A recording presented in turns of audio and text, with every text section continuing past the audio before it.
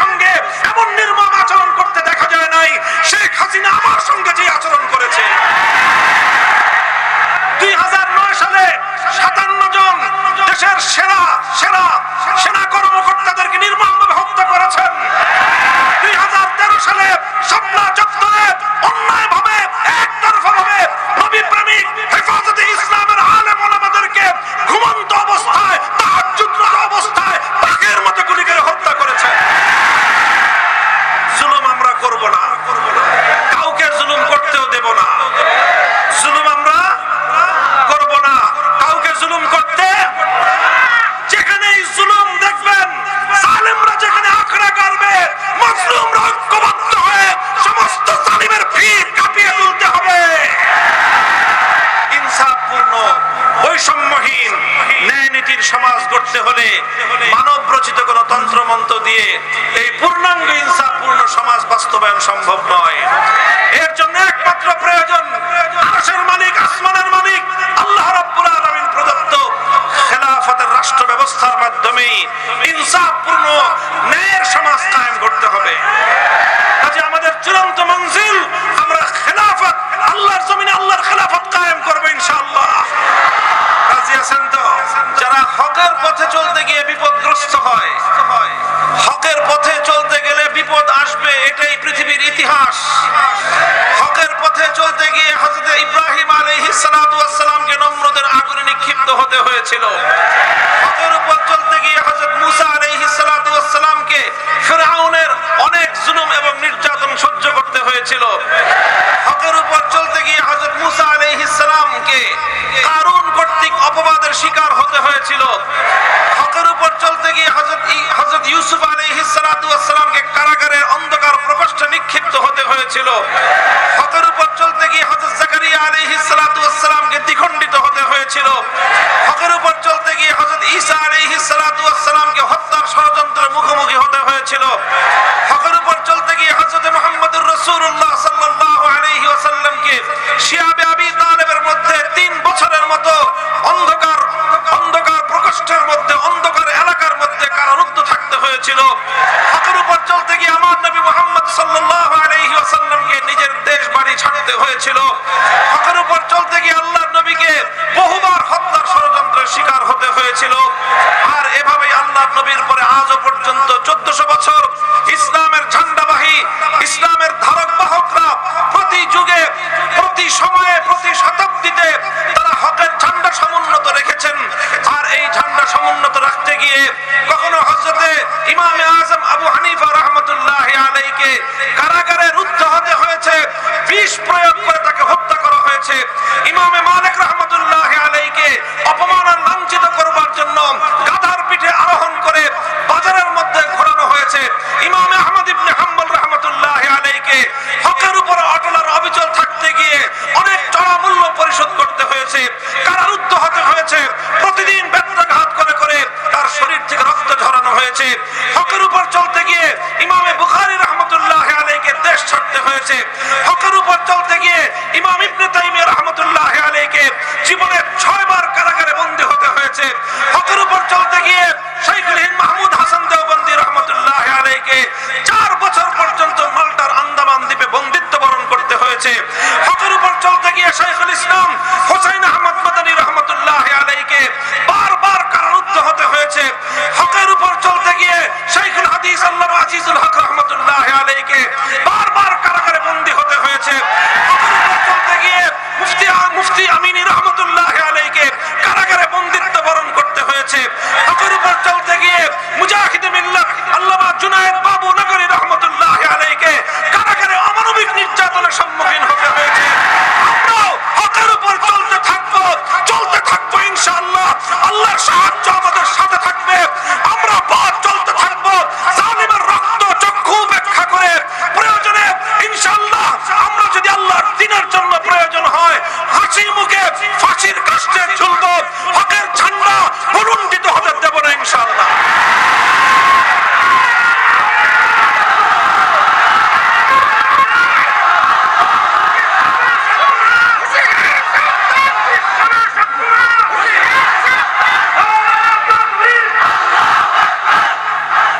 ইনশাআল্লাহ ইতিহাস বলে হকের জন্য, সত্যের জন্য যে জীবন যায় সেই জীবনের দাম বেড়ে যায়। সত্যের জন্য যে রক্ত যায় সে রক্তের মূল্য বৃদ্ধি পায়। সত্যের জন্য যে ঘাম ঝরে সে ঘাম অন্য সকল ঘামের চেয়ে বেশি মূল্যবান হয়। সত্যের জন্য তোমার সন্তান যদি যায়, জীবন্ত সন্তানের চেয়ে তোমার শহীদ সন্তান তোমার জন্য বেশি উপকারী সাব্যস্ত হবে। বারবার এই কথা প্রমাণিত হয়েছে, ইতিহাসের পাতায় পাতায় তার অসংখ্য দৃষ্টান্ত সোনার অক্ষরে লিপিবদ্ধ আছে। হে আমার বাংলাদেশের তাওহীদি জনতা, তোমাদেরকেও আজ আমি শপথ নেওয়ার আহ্বান জানাচ্ছি, তোমরা তোমাদের ভাই মামুনুল হককে দেখে অনুপ্রেরণা অর্জন করো। আমরা খুব বেশি কিছু করতে পারিনি, অনেক বড় ত্যাগের কোরবানির নজরানা পেশ করতে পারিনি। আমাদের ঈমান দুর্বল, আমাদের আমল স্বল্প, আমাদের সাহস দুর্বল, কিন্তু আমরা শুধুমাত্র আমাদের পূর্বসূরীদের, আমাদের আসলাফদের একটি দৃষ্টান্তকে অনুসরণ করার চেষ্টা করেছি। আফজালুল জিহাদি কালিমাতু হাক্কিন ইনদা সুলতানিন জায়ের। জালিম বাদশার সামনে সত্য কথা উচ্চারণ করতে হবে। আমরা বলেছিলাম ভাস্কর্য ইসলাম সমর্থন করে না, মূর্তি ইসলাম সমর্থন করে না। হিন্দু ধর্মাবলম্বীরা তারা মূর্তি পূজা করবে, তাদের ধর্মের ব্যাপার, ইসলাম সেখানে মাথা ঘামায় না। হিন্দুদের ঘরে, হিন্দু ধর্মাবলম্বীদের উপাসনালয় মন্দিরে মূর্তি একটা না হাজারটা থাকুক, আমরা সেটা পাহারা দেব। আমরা কোনদিন কোন হিন্দু ধর্মাবলম্বীর কোন মূর্তি ভাঙা তো দূরের কথা, সেখানে অন্য কাউকে ভাঙতে দেব না, এটা ইসলামের শিক্ষা। কিন্তু কোন মুসলমান ব্যক্তির, বিশেষ করে রাষ্ট্রীয় সম্পদ ব্যয় করে জাতীয়ভাবে ভাস্কর্যের নামে মূর্তি নির্মাণ করা হবে, এটা ইসলাম কোনদিন সমর্থন করে না। সে মূর্তি জারি হোক না কেন, আমরা অনেক আন্তরিকতাপূর্ণ ভাষায় সতর্ক করেছিলাম। আমি বলেছিলাম যে মূর্তি শুধু আপনার বাবা শেখ মুজিবুর রহমান সাহেবের নয়, যদি সেই মূর্তি জিয়াউর রহমান, শহীদ জিয়াউর রহমানের হয়, আমরা সেটারও বিরোধিতা করি। সেই মূর্তি যদি আমার বাবারও হয়, আমরা সেটাও ভেঙে গুড়িয়ে দেব। আমি বলেছিলাম আল্লাহ নবী যেদিন মক্কা বিজয় করলেন, মক্কা পবিত্র বাইতুল্লাহর ছাদের উপর, ঘরের ভিতর ডানে বামে অসংখ্য মূর্তি ছিল। 360টার বর্ণনা প্রসিদ্ধ রয়েছে। আল্লাহ নবী এক একটা মূর্তি ভেঙেছেন, টেনে বের করেছেন, আর লাঠি দিয়ে খোঁচা মেরে মেরে ভূপাতিত করেছিলেন। আর নবীজির কণ্ঠে উচ্চারিত ছিল যা আল হক ওয়া যাহাকাল বাতিল ইন্নাল বাতিলা কানা যাহুকা। আমার নবী বলতেছিলেন মূর্তি হলো বাতিল, এই বাতিল মূর্তি মুসলমানদের সমাজে থাকতে পারে না। এরপরে একটি মূর্তি বাইতুল্লাহ শরীফের ভিতর থেকে, কাবা শরীফের ভিতর থেকে বের করা হলো। মূর্তিটি তারা নাম রেখেছে খলিলুল্লাহ ইব্রাহিম আলাইহিস সালামের মূর্তি। ইব্রাহিম আলাইহিস সালামের মূর্তি একটি বের করা হলো। আল্লাহ নবী এই মূর্তিটা দেখে সবচেয়ে বেশি রাগ এবং ক্ষোভ প্রকাশ করলেন। অন্য কোন মূর্তিতে আমার নবী এতটা ক্ষুব্ধ হন নাই, স্বয়ং ইব্রাহিম আলাইহিস সালামের মূর্তি দেখে আল্লাহ নবী যতটা ক্ষিপ্ত হয়েছেন। অথচ ইব্রাহিম আলাইহিস সালাম কে? ইব্রাহিম আলাইহিস সালাম হলেন আমার নবীর পূর্বপুরুষ। নবী হলেন ইব্রাহিম আলাইহিস সালামের সন্তান। আমাদেরকে বলা হয়েছে মিল্লাতা আবিকুম ইব্রাহিম, আমরা সকলে ইব্রাহিম আলাইহিস সালাতু ওয়াস সালামের সন্তান। মুহাম্মদুর রাসূলুল্লাহ সাল্লাল্লাহু আলাইহি ওয়াসাল্লাম এই পৃথিবীতে সবচেয়ে বেশি কোন ব্যক্তিকে যদি অনুসরণ করে থাকেন, কোন ব্যক্তিকে আল্লাহর নবী ইন্ডিভিজুয়ালি একজন ব্যক্তি হিসেবে, ব্যক্তিগত একটা ব্যক্তি হিসেবে যদি আল্লাহর নবী কাউকে সবচেয়ে বেশি অনুসরণ করে থাকেন, তাহলে সেই ব্যক্তির নাম হলো ইব্রাহিম আলাইহিস সালাম। কারণ তিনি তার পূর্বপুরুষ, বাবার বাবা মানেই বাবা। সেই বাবার মূর্তি দেখে আল্লাহর নবী কি বলেছিলেন, কি ছিল নবীজির প্রতিক্রিয়া? নবীজি বলেন কাতালাহুমুল্লাহ, কাতালাহুমুল্লাহ, আল্লাহ এই বেঈমান কুরাইশদেরকে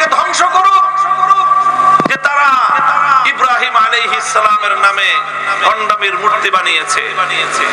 তারা ইব্রাহিম আলাইহিস সালামের হাতের মধ্যে জুয়ার থলি ঝুলিয়ে দিয়েছে। এই কথা বলে আল্লাহর নবী নিজ হাতে ইব্রাহিম আলাইহিস সালাতু ওয়াস সালামের বানানো সেই মূর্তি ভেঙে গুড়িয়ে দিয়েছিলেন। আমি সেদিন বলেছিলাম, নিজের পূর্বপুরুষদের মূর্তি বানানো এটা মুহাম্মদুর রাসূলুল্লাহ সাল্লাল্লাহু আলাইহি ওয়াসাল্লামের আদর্শের অনুসরণ নয়, বরং যারা নিজেদের পূর্বপুরুষদের মূর্তি বানায়, মক্কার আবু জাহলরা বানিয়েছিল ইব্রাহিম আলাইহিস সালামের মূর্তি, আজও যারা নিজেদের পূর্বপুরুষদের মূর্তি বানাবে তারা নবী মুহাম্মদ আরবি সাল্লাল্লাহু আলাইহি ওয়াসাল্লামের আদর্শের অনুসারী হতে পারে না, তারা আবু জাহলের প্রেতাত্মা। কথাটা বুঝায়া বললাম, শান্তভাবে বললাম, অনেকভাবে বুঝাই দিলাম, বুঝালাম, চেষ্টা করলাম, কোরআনের রেফারেন্স গুলো দিলাম, ভালো লাগলো না আমাদের কথা। আমরা ওনাদের শত্রুতে পরিণত হলাম। আমার বিরুদ্ধে ব্যক্তিগতভাবে তিনি ক্ষুব্ধ হয়ে উঠলেন। আমার বিরুদ্ধে এমন কোন ষড়যন্ত্র নাই যেটা তিনি করলেন না। জাতীয় সংসদে দাঁড়িয়ে তিনি আমাকে আঘাত করার চেষ্টা করলেন, ঘায়েল করার চেষ্টা করলেন। একদিন দুদিন নয়, বন্দী করে 3 বছর আমার সকল সঙ্গী সাথী প্রায় 1200 সাথী সহ 1200 সঙ্গী সহ আমরা কারারুদ্ধ হলাম। 40 দিন পুলিশের রিমান্ডে থেকেছি। আমার 1200 সঙ্গী সাথী সব রিলিজ, আমাকে ছাড়ে না। নির্বাচন করলেন, তাও ছাড়ে না। নির্বাচন করে যখন ক্ষমতা পাকাপোক্ত হলো, মনে করলো যে এখন আর কোনো ভয় নাই, তারপরে আমাকে ছাড়লেন। তো মনে করেছিলেন কোনো ভয় নাই। দেশের মানুষও মনে করছিল যেইভাবে সাজায়া বসছে এটাকে আর নামানো সম্ভব না। মা জানানতুম আইয়াখরুজু ওয়াজান্নু আন্নাহুম মানিআতুহুম হুসুনুহুম মিনাল্লাহ ফাআতাহুমুল্লাহু মিন হাইসু লাম ইয়াহতাসিবু। আমরাও মনে করতাম যেইভাবে সাজাইছে, পুলিশ সাজাইছে, র‍্যাব সাজিয়েছে, প্রশাসন সাজানো, সব তার হাতের মুঠোয়। তারপরে আবার প্রতিবেশী এত বিশাল রাষ্ট্র, তারা এই দেশের জনগণের প্রকাশ্য প্রতিপক্ষ হয়ে দাঁড়িয়ে স্পষ্ট ঘোষণা দিল যে কোনো মূল্যে এদেশের সমস্ত মানুষের মতামতের বিপরীতে হলেও সেই হাসিনা সরকারকেই তারা ক্ষমতায় বহাল রাখবে। এই ঘোষণা দেওয়ার পর এবং এই ধরনের কার্যকলাপ পরিচালনা করার পর দেশের প্রায় সব মানুষই এই আশা ছেড়ে দিয়েছিল যে জীবদ্দশায় বুঝি আর কোনোদিন এই সরকারের পতন হবে না। আমরাও মনে করি নাই পতন হবে, তারাও মনে করে নাই। যেইভাবে সাজিয়েছি এই দুর্ভেদ্য দুর্গের মধ্যে কোন ধরনের আক্রমণ, কোন ধরনের কোন আঘাত আসতে পারে এটা তারা কল্পনাও করে নাই। আমার আল্লাহ বলেন ফাআতাহুমুল্লাহু মিন হাইসু লাম ইয়াহতাসিবু, ফাআতাহুমুল্লাহু মিন হাইসু লাম ইয়াহতাসিবু। আল্লাহ পাকের সুন্নাতুল্লাহ, আমার আল্লাহর নীতি হলো যে কোন কাফের শাসক যদি ইনসাফের সাথে দেশ চালায়, রাষ্ট্র চালায়, আল্লাহ তাকে ধরেন না। কিন্তু কোন মুসলমানও যদি জুলুমের সঙ্গে, রাষ্ট্রের নাগরিকদের সঙ্গে, দেশের প্রজাদের সাথে, দেশের মানুষ এবং জনগণের সঙ্গে যদি অন্যায় করে, অবিচার করে, বৈষম্য করে, জুলুম করে, আল্লাহ সে মুসলমান হলেও সে জালেমকে আল্লাহ বেশি দিন ক্ষমতায় থাকতে দেন না। এটা আল্লাহর ওয়াদা এবং এটা আল্লাহর নীতি। কিন্তু আমরাও মনে করছিলাম নামবে কোনখান দিয়ে, নামার তো কোনো জায়গাই নেই। আর উনিও মনে করছিলেন আসবে কোনখান দিয়ে, আসার তো কোনো রাস্তাই নাই। 100টার মধ্যে 100টা রাস্তাই তারা বন্ধ করে রেখেছিলেন তাদের কাছ পর্যন্ত যাওয়ার।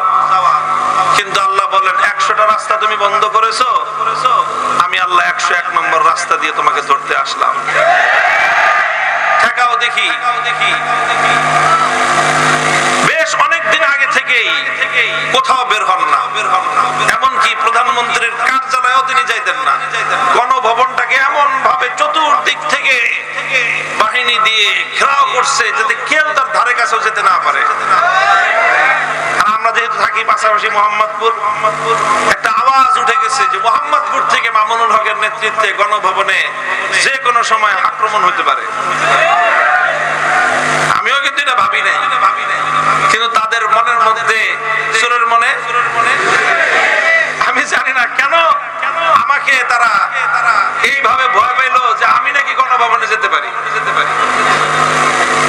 তো পরে যখন আল্লাহ পাক রব্বুল আলামিন আসলেন, আল্লাহর আযাব যখন আসলো, 100 রাস্তা বন্ধ করছে, আমার আল্লাহ 101 নম্বর রাস্তা দিয়ে পাকড়াও করতে চলে আসছেন। এটা মনে রাখবেন, আল্লাহ বলতেছেন ফাতাহুমুল্লাহু মিন হাইসু লাম ইয়াহতাসিবু। তুমি যদি কেউ চিন্তা করে থাকো যে আল্লাহর পাকড়াওকে তুমি এড়িয়ে যাবা, আল্লাহর আযাব আসার রাস্তা তুমি বন্ধ করে রাখবা, বোকার স্বর্গে বসবাস করো। আল্লাহ যে কোনখান দিয়ে, কোন পেছে, কোথা দিয়ে যে তোমাকে আঘাত করবেন, তোমার সমস্ত কলা কৌশল, তোমার বাপ দাদার সমস্ত কৌশল, তোমার বন্ধুদের সমস্ত কৌশল, তোমার জ্ঞাতি গোষ্ঠীর সমস্ত কৌশল, তোমার দেবর ভাসুরদের সমস্ত কৌশল, এই সব ব্যর্থ হয়ে যাবে, কোনোটাই কাজে লাগবে না। উপায় কি? উপায় হলো যেই কারণে আল্লাহর আযাব আসে সেই কারণ দূর করো, আল্লাহর আযাবকে প্রতিহত করার কোনো চেষ্টা করো না। মুহতারাম হাজিরিন, এটা শিক্ষণীয় দৃষ্টান্ত, শিক্ষণীয় দৃষ্টান্ত। সমস্ত আয়োজন সম্পন্ন ছিল। এরপরে আমরা কি দেখলাম?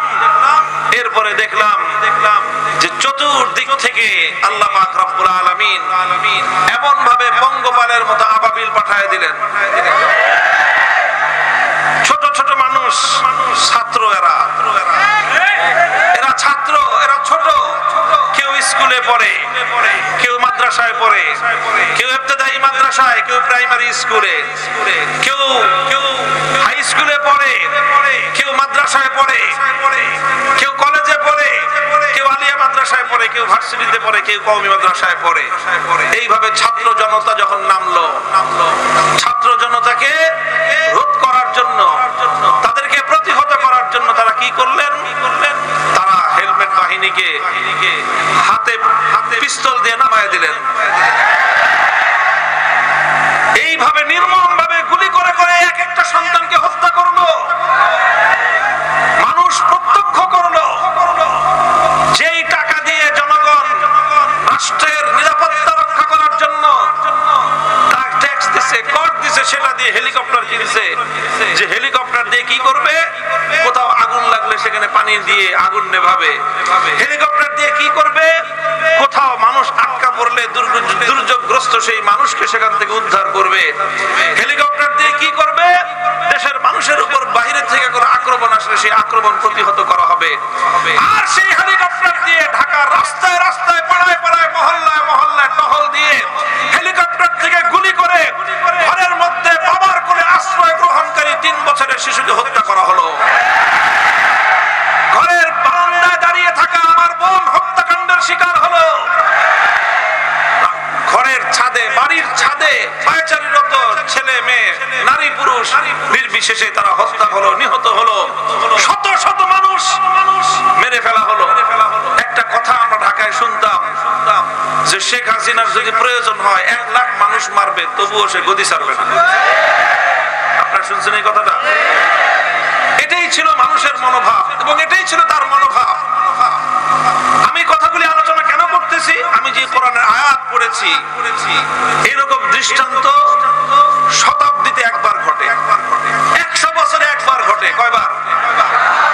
100 বছরে একবার ঘটে। এই 2024 সালের 100 বছর আগে, এই গত 100 বছরের মধ্যে আরেকবারই ঘটেছিল 1975 সালে।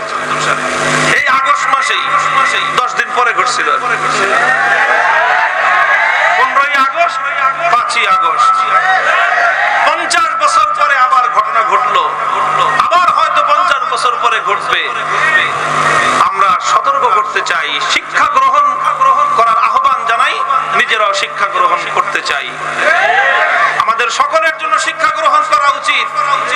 সেই শিক্ষাটা হলো যে দেখেন, খবরদার কোন বিষয়ে সীমা লঙ্ঘন করবেন না। ইন্নাল্লাহা লা ইউহিব্বুল মুতাদিন। জায়গায় জায়গায় আল্লাহ বলেছেন আল্লাহ পাক সীমা লঙ্ঘনকারীকে পছন্দ করেন না, সীমা লঙ্ঘনকারীকে পছন্দ করেন না। আর আল্লাহর কোরআন এবং নবীর হাদিস আরেকটা কথা বলেছে, আল্লাহর নবী বলেছেন ইত্তাকি দাওয়াতাল মাজলুম ফাইন্নাহু লাইসা বাইনাহু ওয়া বাইনাল্লাহি হিজাব। ইত্তাকি দাওয়াতাল মাজলুম ফাইন্নাহু লাইসা বাইনাহু ওয়া বাইনাল্লাহি হিজাব। আমার উম্মত, মাজলুমের বদদোয়াকে ভয় পাও, ভয় করো, খবরদার মাজলুমের বদদোয়া যেন তোমার বিরুদ্ধে চলে না যায়, মাজলুমের ফরিয়াদ যেন তোমার বিরুদ্ধে আল্লাহর দরবারে উত্তোলিত না হয়। কারণ কোন ব্যক্তি যখন তোমার দ্বারা জুলুমের শিকার হয়ে মাজলুম হয়ে আহ বলে আল্লাহকে ডাকবে, জমিন থেকে আরশ পর্যন্ত তার সেই আত্মচিৎকার পৌঁছতে 1 সেকেন্ড লাগবে না। কারণ মাজলুমের দোয়া আমার আল্লাহর আরশ মধ্যখানে যত পর্দা আমার আল্লাহ সমস্ত পর্দা সরিয়ে দিয়েছেন। এরপরে কি হয়, মাজলুম যখন বলে আল্লাহ সে আমার উপর জুলুম করেছে, আমি বিচার চাই, হে আল্লাহ সে আমাকে আঘাত করেছে, আমি তোমার কাছে ফরিয়াদ জানাই, সঙ্গে সঙ্গে আমার আল্লাহ জবাব দেন। হাদিসে কুদসির মধ্যে বর্ণিত হয়েছে আল্লাহ তখন মাজলুমকে বলেন লানসুরান্নাকা ওয়ালাউ বা'দা হিন, হে মাজলুম তুমি এই জালেমের কাছ থেকে প্রতিশোধ গ্রহণ করবার শক্তি তোমার নাই, কারণ জালেম অনেক শক্তিধর, এই জন্য তুমি আমার কাছে বিচার দিয়েছো, আমি আল্লাহ তোমার সঙ্গে ওয়াদা করতেছি অবশ্যই অবশ্যই অবশ্যই। কয়বার? 3 বার বলেছেন আল্লাহ অবশ্যই। লানসুরান্নাকা, লামে তাকিদ, নুনে তাকিদ, সাকিলা তাকিদ, 3 বার আল্লাহ বলেছেন অবশ্যই অবশ্যই অবশ্যই আমি তোমাকে সাহায্য করব। মাজলুম আমি তোমাকে সাহায্য করব, অবশ্যই অবশ্যই অবশ্যই আমি তোমাকে সাহায্য করব, তবে ওয়ালাউ বা'দা হিন, একটু দেরি হইতে পারে। কি হইতে পারে? একটু দেরি হইতে পারে। এইজন্য আল্লাহর কথা আছে, আল্লাহর ব্যাপারে নীতি আছে, আল্লাহ ছাড় দেন কিন্তু ছেড়ে দেন। অনেক মানুষ আল্লাহর ছাড় পেয়ে তারা মনে করে যে এটা আমার কেরামতি।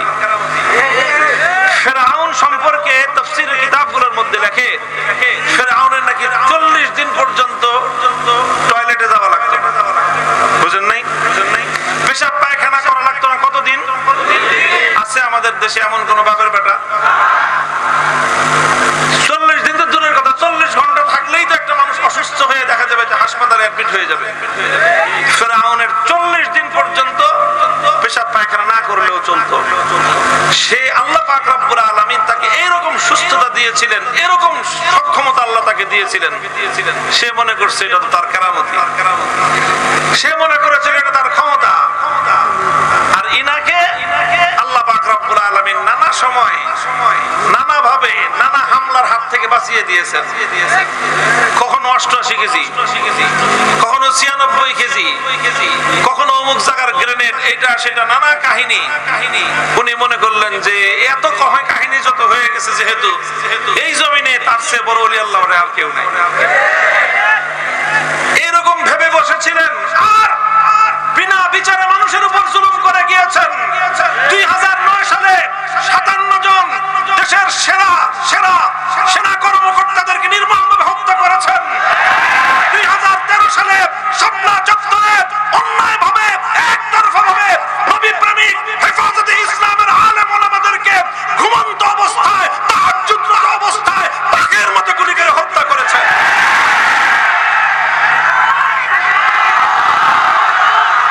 চিন্তা করতে পারেন, চিন্তা করতে পারেন বৈষম্যটা কোথায়?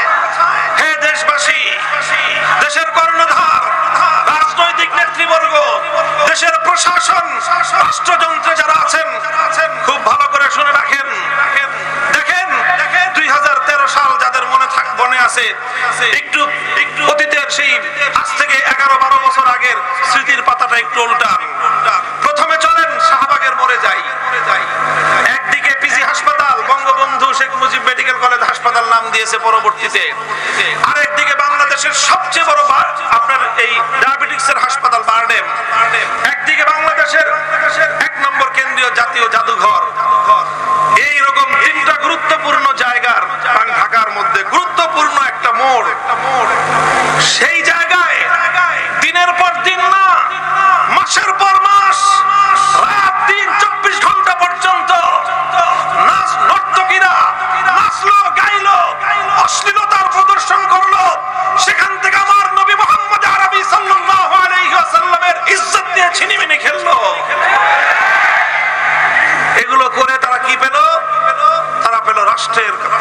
পুরস্কার।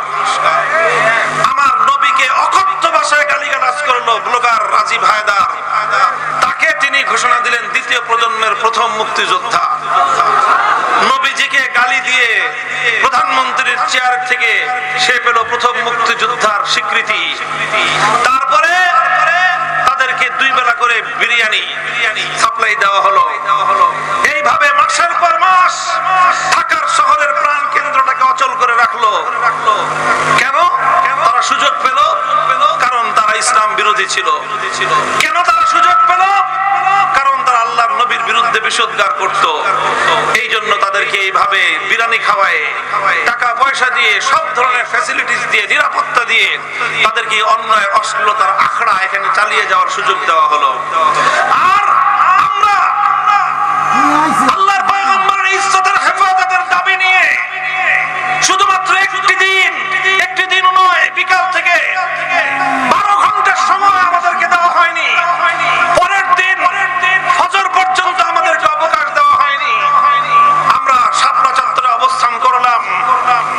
ওই ঘুমন্ত অবস্থায় সারা দেশ থেকে সারাদিন ক্লান্ত অবস্থায় কেউ টঙ্গী থেকে 10-12 কিলোমিটার হেঁটে এসেছে, কেউ গাবতলী থেকে হেঁটে 12 কিলোমিটার 15 কিলোমিটার পায়ে হেঁটে এসে ক্লান্ত শ্রান্ত অবস্থায় নবী প্রেমিকরা রাস্তার উপর শুয়েছিল, কেউ ঘুমন্ত অবস্থায়, কেউ আধা ঘুমা অবস্থায়।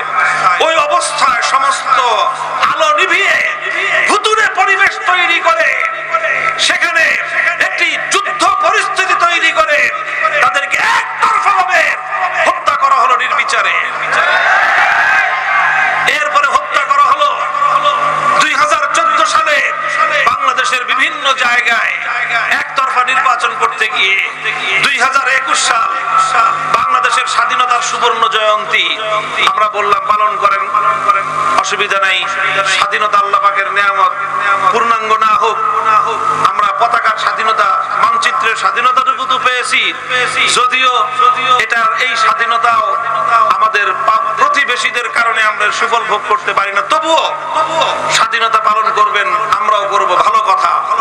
তবে এই স্বাধীনতার উদযাপন করবার জন্য গুজরাটের কসাই হাজার হাজার মুসলমানদের রক্তে রাঙা সেই খুনি নরেন্দ্র মোদীকে আমরা এই স্বাধীনতা উদযাপনের বিজয় মঞ্চে দেখতে চাই না। এর দ্বারা স্বাধীনতার অনুষ্ঠান মহিমান্বিত হবে না, কলঙ্কিত হবে। শুধু এতটুকু কেন বললাম? এতটুকু কথা কেন বললাম? এই কথা বলার অপরাধে আর ওই যে ভাস্কর্যের বিষয়ে সতর্ক করেছিলাম যে এইভাবে ভাস্কর্য বানায়েন না, ক্ষমতা কারো চিরস্থায়ী না। কোনো একদিন আপনার ক্ষমতা চলে গেলে তখন আপনিও যাবেন, সাথে আপনার ভাস্কর্য তো যাবেই, সাথে আপনার মৃত পিতা, তার মান সম্মান যাও ছিল ওটুকু ধুলোই না শুধুমাত্র বাঙালিদের পেশাবের সাথে ভেসে যেতে পারে। এই কথা কেন বললাম? ক্ষুব্ধ হলেন, জুলুম করলেন, আর আমাদের 25 জন সন্তান এবং ভাইকে নির্বিচারে গুলি করে হত্যা করলেন। আসলো 2024 সাল, জুলাই মাসের 36 তারিখ পর্যন্ত। কত তারিখ? 36 তারিখ কেমনে? জুলাই মাস হলে আসলে 31 মাস। কিন্তু এদেশের ছাত্র জনতা তারা বলছে জুলাই বিপ্লব। এই জুলাই মাস যেতে দেব না, যেই বিপ্লব শুরু হয়েছে জুলাই মাস শেষ, তারা আজকে জুলাই মাসের 32 তারিখ, তারপরে বলে 33, তারপরে বলে 34, তারপরে বলে 35, তারপরে ঘোষণা দিল যে ফাইনাল খেলা 36 তারিখ। খেলা মনুল হক আসেন খেলি। আমরা তখন বলেছিলাম যে খেলার একটা সিস্টেম থাকে, খেলার একটা সিস্টেম থাকে, সিস্টেম মতো আসেন, খেলবো, অসুবিধা কি?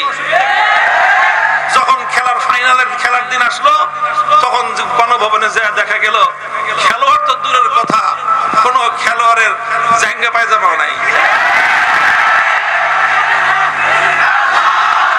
মুহতারাম হাজিরিন, কথাগুলো এজন্য বলতেছি, শুধু কটাক্ষ করার জন্য নয়, শিক্ষা গ্রহণ করার জন্য। 50 বছর পর পর এই ধরনের দৃষ্টান্ত আসে, কখনো 100 বছর পরে আসে, কখনো 1000 বছর পরে এরকম দৃষ্টান্ত প্রতিষ্ঠিত হয়। দৃষ্টান্তটা হলো এই, ওয়াসাকানতুম ফি মাসাকিনিল্লাযিনা যালামু আনফুসাহুম ওয়া তাবায়্যানা লাকুম কাইফা ফাআলনা বিহিম ওয়া দারাবনা লাকুমুল আমসাল। এই জালিমরা জুলুম করে করে প্রত্যেকটা জনপদে জুলুমের নিশানা রেখে গেছে। ঘরে ঘরে আজ সন্তান হারা মায়েরা হাজারি, কম করে হলেও 1000 বাংলার সন্তানকে হত্যা করা হয়েছে এই এক মাসের মধ্যে। 1000 নিরপরাধ মানুষকে গুলি করে হত্যা করা পৃথিবীর ইতিহাসে বিরল ঘটনা। হত্যা করলো ঘরে ঘরে, আর সেই জুলুমের চিহ্ন বিদ্যমান। 1000 তো শুধু নিহত হয়েছে, চক্ষু হারিয়েছে কত শত মানুষ। চক্ষু ইনস্টিটিউটে গেলে চোখের পানি আপনারা কোন পাষাণ মানুষও ধরে রাখতে পারবে না। তাগড়া তাগড়া যুবক, তাদেরকে কাছ থেকে এই বুলেট ছুড়ে গুলি, চক্ষু লক্ষ্য করে গুলি করা হয়েছে। এত চোখের উপর গুলি লাগে এমন নজির এবং এত বেশি ঘটনা পৃথিবীর ইতিহাসে পাওয়া যাবে না। ঘটনা থেকে প্রতীয়মান হয় যে লক্ষ্য করে চোখের উপর গুলি মারা হয়েছে। এই কারণে বিপুল পরিমাণ সম্ভাবনাময় চোখ অন্ধ হয়ে গিয়েছে, স্বপ্নগুলো ধূলিসাৎ হয়ে গেছে, অসংখ্য সন্তান পঙ্গুত্ব বরণ করেছে, পা কেটেছে, হাত কেটেছে। হাজার হাজার মানুষের শরীরের মধ্যে সারা জীবন এই জুলুম, এই অন্যায় এবং অবিচারের চিহ্ন বাংলাদেশের প্রতিটি অঞ্চলে ছড়িয়ে ছিটিয়ে আছে। গুমের শিকার হয়েছে কত মানুষ আল্লাহই ভালো জানেন। কত মা আজও পর্যন্ত তার সন্তানের আশায় রাতের বেলায় প্রহর গুনতে থাকে যে কখনো তার খোকা এসে দরজায় কড়া নেড়ে বলবে, মা আমি এসেছি। এই অপেক্ষায় অনেক মা এখনো তার সন্তানের জন্য প্রহর গুনতে থাকে। সবাই সান্ত্বনা দেয় যে মা তোমার ছেলে আর আসবে না, সবার মন মেনে গেছে, মায়ের মন তো এখনো মানে না। এই মা যখন আহাত পড়ে উঠে গভীর রজনীতে, মা যখন তার সন্তানের অপেক্ষায়, গুম হওয়া সন্তানের অপেক্ষায়, যখন কলিজার ভিতর থেকে আত্মচিৎকার বেরিয়ে আসে, তোমার কেমনে পতন ঘটলো বুঝো না?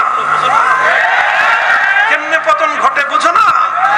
ওই একটা মায়ের একটা আত্মচিৎকার তোমার মতো হাজার ফেরাউন ধ্বংস হওয়ার জন্য যথেষ্ট। হে আমার মুসলমান ভাইয়েরা, হে আমার স্বজাতি, আমি আপনাদেরকে সতর্ক করতে চাই। উসিকুম ওয়া নাফসি বিতাকওয়াল্লাহি তাআলা। আমি আপনাদেরকে এবং আমাকে, আমার স্বজাতি, আমাদের সকলকে এই বিষয়ে সতর্ক করতে চাই। খবরদার, খবরদার জুলুম করবেন না, জুলুম করবেন না। কখনো যদি কারো সঙ্গে সংঘাত, বিতর্ক, বিবাদ হয়ে যায়, চেষ্টা করবেন বিবাদ শান্তিপূর্ণ উপায়ে মিটিয়ে ফেলবার। যদি নাই মিটে, সংঘাত যদি অনিবার্য হয়ে দাঁড়ায়, প্রয়োজনে মজলুম হবেন, জালেম হবেন না। প্রয়োজনে মজলুম হবেন, জালেম হবেন না। মজলুম হয়ে যদি আপনি ক্ষতিগ্রস্ত হন, বিনিময় আল্লাহ দিবেন। জালিম হয়ে আপনি যদি আরেকজনের ক্ষতি করেন, প্রতিশোধ আমার আল্লাহ নেবেন। আর আল্লাহর প্রতিশোধ সহ্য করার ক্ষমতা পৃথিবীর কোন মাখলুকের নাই। মুহতারাম হাজিরিন, আল্লাহ সে কথাই বলছেন, ওয়াকাদ মাকারু মাকরাহুম ওয়া ইনদাল্লাহি মাকরুহুম ওয়া ইন কানা মাকরুহুম লিতাযুলা মিনহুল জিবাল। আল্লাহর শপথ করে বলতেছি আমি, কোরআনের এই আয়াত আমি যখন আমার কারাগারে রুদ্ধ থাকা অবস্থায়, বিশেষ করে রাতের অন্ধকারে যখন তেলাওয়াত করতাম, আমার কলিজা কেঁপে উঠত। এরপরে এই কলিজাটা এত প্রশান্ত হতো। আমার আল্লাহ বলছেন যে তারা ষড়যন্ত্র করে, আর আল্লাহ সেই ষড়যন্ত্রের প্রতি উত্তর দেওয়ার জন্য আল্লাহ প্রস্তুতি নেন। যদিও তাদের ষড়যন্ত্র এমন হয়, ওয়া ইন কানা মাকরুহুম লিতাযুলা মিনহুল জিবাল, পাহাড়কে তারা আপন জায়গা থেকে হটিয়ে দেওয়ার মতো কুটিল ষড়যন্ত্র হোক না কেন, সকল ষড়যন্ত্র নস্যাৎ করার জন্য মালিক একজন আছেন, নাম কি? আল্লাহ তাদের সকল ষড়যন্ত্র নস্যাৎ করেছেন কি করেন নাই? দিনের পর দিন, মাসের পর মাস আমার সঙ্গে, আমার মতো আরো আলেম ওলামাদের সঙ্গে এমন এমন নির্মম আচরণ করা হয়েছে। ফিরআউন যে আচরণ করেছিল মুসা নবীর সঙ্গে, এবং আজ পর্যন্ত আর কোন জালেমকে, কোন নায়েবে নবীর সঙ্গে এমন নির্মম আচরণ করতে দেখা যায় নাই। শেখ হাসিনা আমার সঙ্গে যে আচরণ করেছে,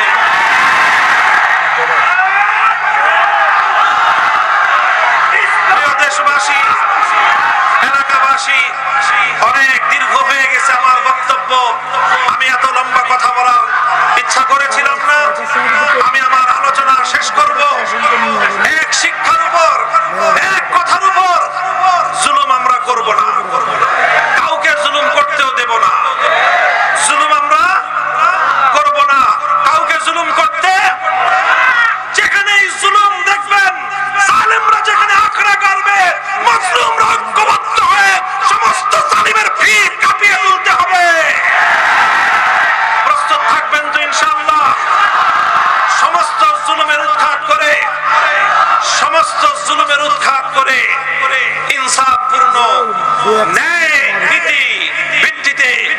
সমাজ গড়তে হবে। ইনসাফপূর্ণ, বৈষম্যহীন, ন্যায় নীতির সমাজ গড়তে হলে মানব রচিত কোন তন্ত্র মন্ত্র দিয়ে এই পূর্ণাঙ্গ